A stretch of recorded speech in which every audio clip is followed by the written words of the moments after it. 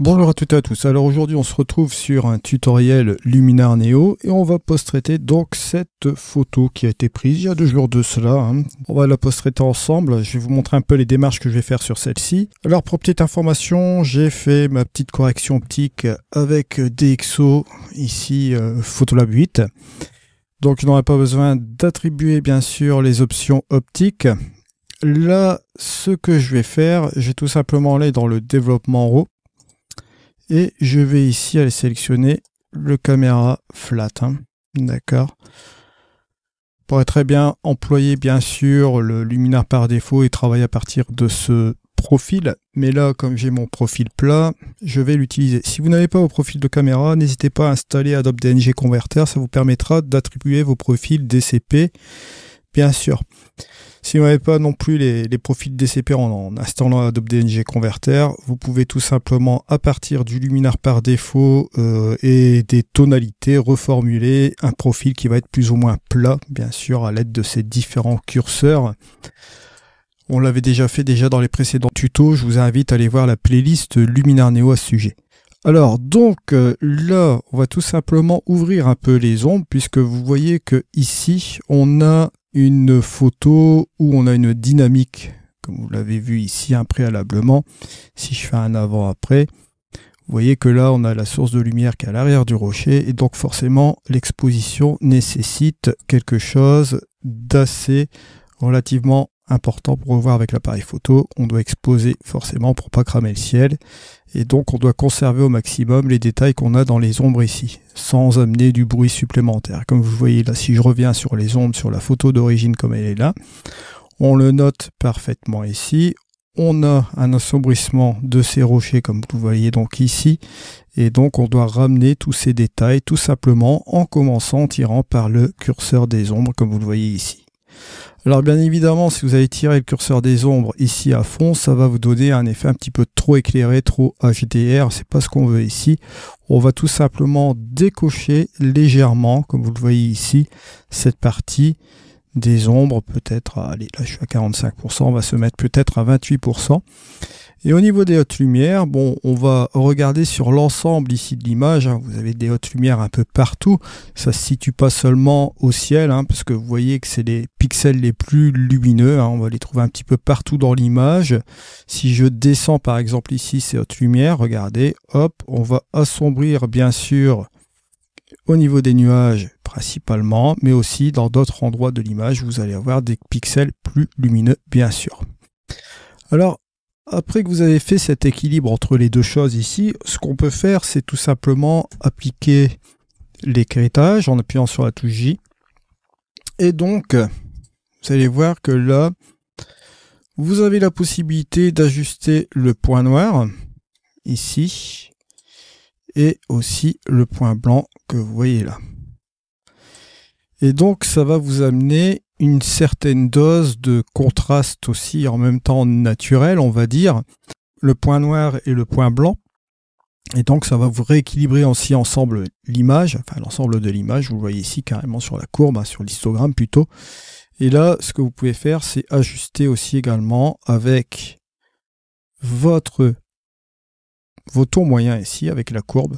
Vous pouvez aussi ajuster la luminosité comme vous voyez là. Voilà, légèrement comme cela. À partir de cette base-là, vous voyez, bon, on est quand même parti sur quelque chose d'assez solide. On aurait pu très bien utiliser point noir et point blanc à la place de ces points des courbes. C'est exactement, on va dire, plus ou moins la même chose. Après, au niveau de la balance des blancs, bon, vous avez ici dans l'onglet couleurs la possibilité de réajuster tout cela si vous le souhaitez, ou conserver la balance des blancs d'origine. On a la possibilité d'apporter de la saturation de la vibrance, toujours dans l'exercice du fichier RAW, parce qu'après on va quitter ce flux RAW, on va envoyer l'interprétation directement dans Luminar Neo, dans la partie hybride du moteur, vous le savez très bien, la partie séquentielle. Toujours, je vous renvoie sur la playlist de Luminar Neo, je vous avais déjà expliqué comment Luminar Neo fonctionnait dans son moteur hybride, concernant l'exercice de ce logiciel. Alors là, bien sûr, je vais rajouter un peu de vibrance, sur ce fichier RAW, pourquoi pas, un petit peu de couleur assez sympa comme ça. Au niveau de la température, Je vais la booster un peu manuellement, regardez ce que ça donne, un peu comme ça. Si je rajoute un petit peu de chaleur ici, vous voyez, là c'est un petit peu plus sympa comme ça enlève un peu le côté trop bleuté que j'avais avant. On va dire que bon, on est quand même bien sur ce fichier RAW. Si je regarde ici, on a la différence avant et après. Et vous voyez qu'on a fait ressortir un peu les détails, comme vous le voyez là, naturellement. On revoit un peu tous ces détails qu'on a ici, puisque comme vous le savez déjà, lorsqu'on expose pour le ciel, qu'on a la source de lumière ici, juste ici, les ombres sont un petit peu à dégager, parce que vous voyez que c'est quand même un petit peu trop sombre. Évidemment, la dynamique d'un appareil photo n'a pas la même capacité à élaborer le visu de la scène par rapport à un œil humain, bien sûr. Donc, il faut nécessairement le travailler dans le développement RAW en premier. Une fois que vous avez fait tous ces petits trucs-là, on va rentrer dans une phase que l'on appelle un peu créative. Je vais fermer ici donc le développement RAW. On va se donner un petit coup d'œil sur la photo, comme vous le voyez donc ici. Vous voyez que c'est relativement assez sympa et on va continuer donc un peu l'édition. Donc, que va-t-on faire avec ce type d'image ici? On va remarquer donc qu'on a donc cette fameuse roche qui est centrale, donc ici, une petite partie de falaise qui est juste là. On a la petite mer qui est juste ici aussi, sur le côté, donc ça indique un beau petit paysage marin. Et bien évidemment, on a une côte ici sur le côté, sur l'arrière qui est assez sympa, avec les nuages que vous voyez donc qui agrémentent un peu le tout.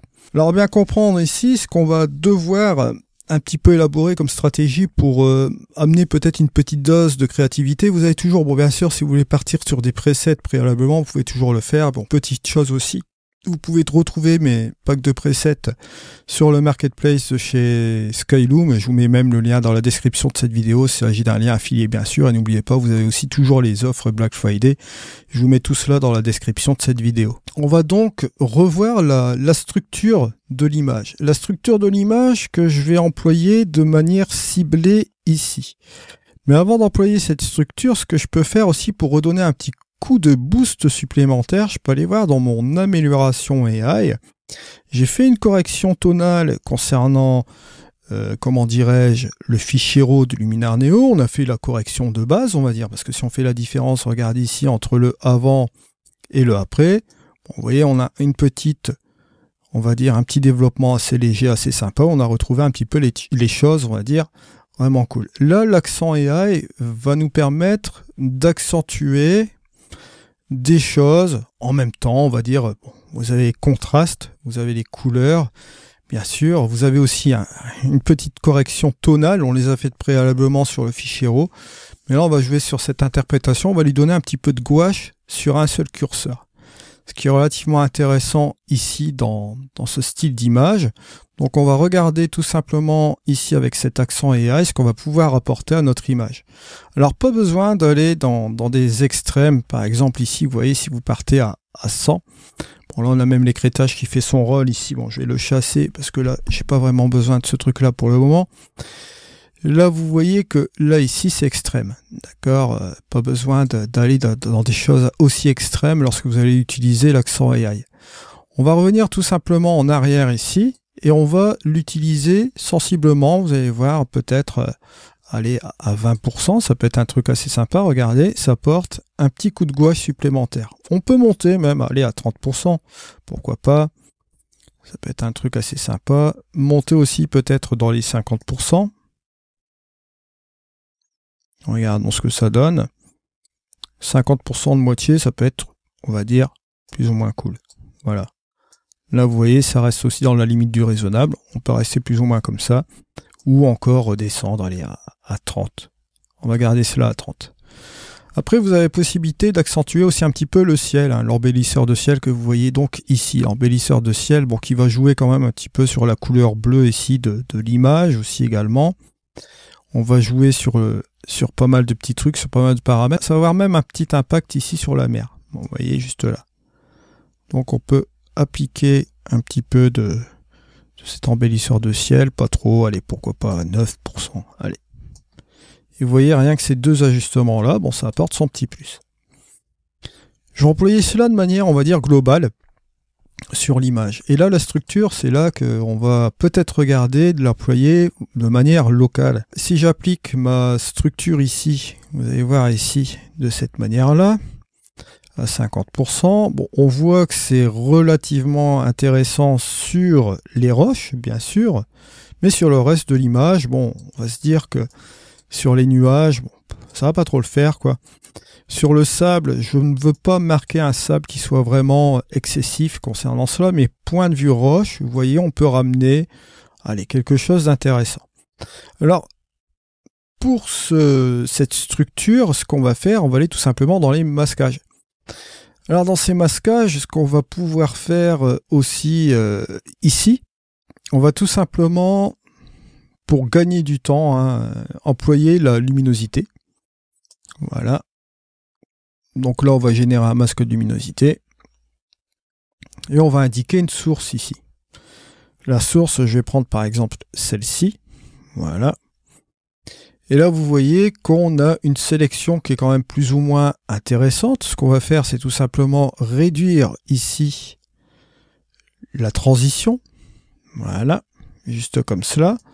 On va un petit peu accentuer la chose ici. Ouais, peut-être un peu comme cela. Et vous avez remarqué que, bon, on agit un peu sur le reste de l'image, juste comme cela. Pour améliorer ce masque, je vais aller dans mes actions du masque, je vais afficher mon masque, juste comme cela.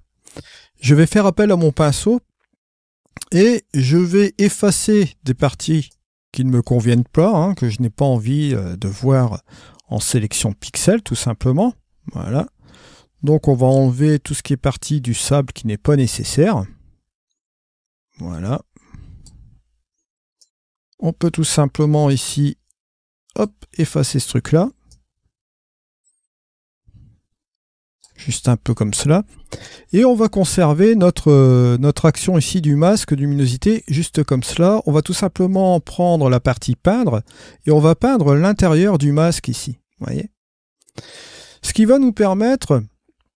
Quand même, j'ai bien appliqué cette méthode-là. Pourquoi? Pour la simple et bonne raison que le masque de luminosité, vous le voyez ici, il applique des sélections sur les bords de manière assez précise, ce qui fait que je n'ai plus qu'à appliquer, bien sûr, la sélection à l'intérieur ici. Alors pourquoi j'applique cela de manière manuelle alors que nous avons des outils, on va dire, de sélection de masque, etc. Parce que bon, par moment, la sélection de masque, bon, ça peut marcher, bien sûr, ça peut faire des trucs sympas, mais ce ne sera pas aussi précis qu'un masque de luminosité au niveau des bords, comme vous voyez là. Donc ce que je vais faire, c'est tout simplement utiliser les deux méthodes, la méthode traditionnelle de brossage avec le masque de luminosité, et vous voyez que ça marche super bien. On va tout simplement repeindre ici, un peu comme cela, voilà. Et même à l'arrière ici, vous voyez, on va tout simplement ramener cela comme ça. On va pas se mentir, de toute façon, on a toujours des sélections d'objets qui vont être vraiment assez dynamiques pour aller les sélectionner, les trucs comme ça, mais là, bon, vous voyez qu'un masque de luminosité, rien ne va en concurrence contre ça. Donc, ce qui est intéressant, c'est qu'on va pouvoir tout simplement, hop, profiter de la précision d'un masque de luminosité et on va forcément peindre à l'intérieur. Et là, vous voyez que là, si je regarde ici, hop, voilà, là je vais interagir directement en tant que masque complet ici. J'ai utilisé le masque de luminosité pour accentuer les bords, pour avoir vraiment quelque chose d'assez précis. Et là, vous voyez qu'on en arrive sur ce résultat-là. Hop, avant, après. Alors je suis à 30%, je vais peut-être le réduire à 20%, 19-20%. Voilà. Je ferme cela. Une fois que j'ai fini, ce que je vais faire, c'est tout simplement ajouter une petite ambiance à ma photo, comme vous le voyez donc ici. J'ai plusieurs choix possibles. Soit je vais utiliser l'amélioration de la pénombre, qui peut fonctionner aussi également pour faire une petite transformation de couleur. On a le transfert de couleur qui pourrait très bien fonctionner aussi, mais là pour ma part, j'ai utilisé une version qui est vraiment de base ici dans Luminar Neo. J'ai la version de paysage, bien sûr, on va le retrouver donc ici, le paysage, avec l'ajout de l'heure dorée. Vous voyez, on peut ajouter un petit peu de chaleur ici dans l'image, juste en accentuant un peu comme cela. Bon, je suis à 21, à 30, c'est un petit peu trop, on va se remettre ici à 20. Et vous voyez qu'on a un truc sympa comme cela.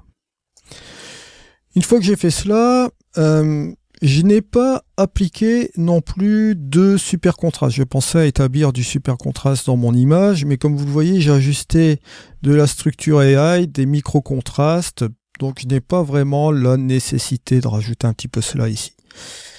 Encore une fois, bon là vous voyez que le dégagement des ombres, il est ce qu'il est ici. Ce que je peux faire, c'est revenir encore dans mon développement RAW initial et je peux réduire ici l'ouverture des ombres. Pourquoi pas me le mettre à 16%.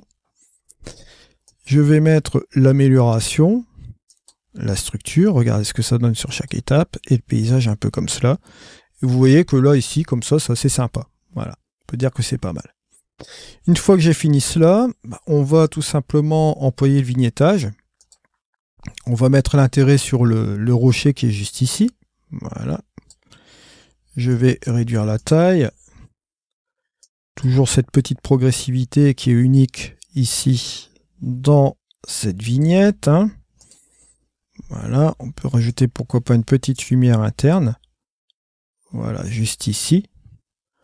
On arrive sur ce résultat-là. Hop, je viens ici et je regarde la différence avant et après.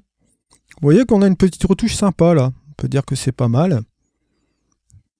Juste comme cela. Bon, on pourrait accentuer, pourquoi pas, avec du Dodge and Burn aussi. On peut le faire aussi sur un calque aussi, principalement en utilisant un mode de fusion. Ça peut être aussi une éventualité. On peut jouer sur les différents types de choses, de structures là, ici. Mais même là, comme ça, je trouve que l'image, elle est sympa. On va pas aller dans l'exagération non plus aussi aujourd'hui. On va tout simplement rester un peu comme cela. Voilà. Vous voyez, avant... Après, on a tout simplement dégagé un petit peu les ombres qui sont ici. On a accentué un petit peu la lumière, un petit peu une petite lumière dorée. On a bien évidemment fait ressortir tous les petites structures qu'on a dans ces roches qui sont juste là. Et que ça marche super bien comme cela. Alors bien sûr, au niveau recadrage, on peut essayer aussi quelque chose. On peut pourquoi pas revoir le recadrage. Si on le souhaite, reprendre un cadrage en carré, qui peut très bien marcher aussi en 1 sur 1. On peut très bien reprendre une des valeurs qu'on a ici. Maintenant, ça va être coupé assez sauvagement, comme on peut le voir ici.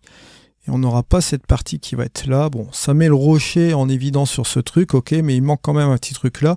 Donc pour ma part, je vais pas prendre le carré. Je vais prendre tout simplement ici le 5/7. Voilà, juste ici. Un peu comme cela. Et ce que je vais faire, vous voyez que j'ai beaucoup de sable ici sur cette première partie qui est là. Donc je vais réduire un petit peu l'ensemble, un peu comme cela. Voilà. Pour avoir juste une partie de la côte que vous voyez ici. L'entièreté de ce rocher qu'on voit là avec un point de force qui est juste là. Bon, ça peut être sympa, on peut le dire. Et on peut tout simplement cropper ici, recadrer. Voilà. Juste comme cela.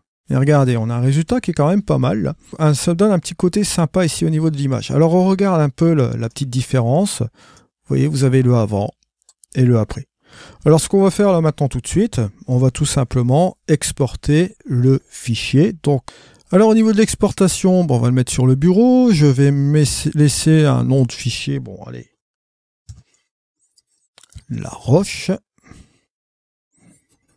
En JPEG, bon, la netteté, on va la laisser en inférieur. Taille réelle, voilà. L'espace de couleur, on va la laisser comme tel quel, en Adobe RGB. Et on va laisser la résolution en 300. Je vais faire exporter, on va se retrouver après pour regarder cette image.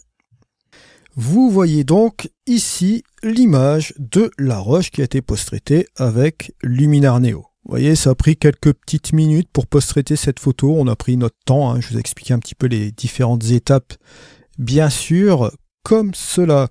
Alors, bien évidemment, vous avez toujours la possibilité aussi de procéder avec des presets. Là, à ce moment-là, vous pouvez même modifier la recette pour revoir un petit peu tout ce qui est ajustement local, etc. Je vous rappelle, donc vous avez pas que de presets qui sont disponibles sur le Marketplace. Je vous mets un lien dans la description de cette vidéo, ainsi que les offres sur Luminar Neo. Voilà. Petit tuto sympa, vous voyez, un petit développement assez rapide aujourd'hui. On a pu s'amuser avec le traitement sur Luminar Neo. Vous voyez que vous avez différents outils aussi dans Luminar Neo, des outils avancés qui vont vous permettre de faire des choses qui sont assez incroyables, bien sûr, mais vous n'êtes pas obligé d'utiliser l'entièreté des outils si vous voulez apporter une retouche, on va dire, un petit peu plus contrôlée, qui reste un petit peu créative quand même, plus ou moins, avec quelques petites modifications des couleurs. On pourrait même aller plus loin, bien sûr, mais vous voyez que le résultat, on a un résultat qui est quand même assez sympa aussi. Comme je l'ai dit déjà de nombreuses fois, peu importe le logiciel que vous allez utiliser, à partir du moment que vous vous sentez à l'aise avec le logiciel, que vous avez la bonne ergonomie, peu importe le logiciel, encore une fois. Là, je vous ai montré cette démonstration sur Luminar Neo, mais on pourrait l'adapter facilement sur un autre logiciel de post-production, bien sûr. À vous de voir quel logiciel avec lequel vous vous sentez à l'aise. Nous, on se retrouve dans tous les cas sur un autre tutoriel bientôt, bien sûr. Je vous remercie de m'avoir suivi. C'était Eddy. Allez, ciao.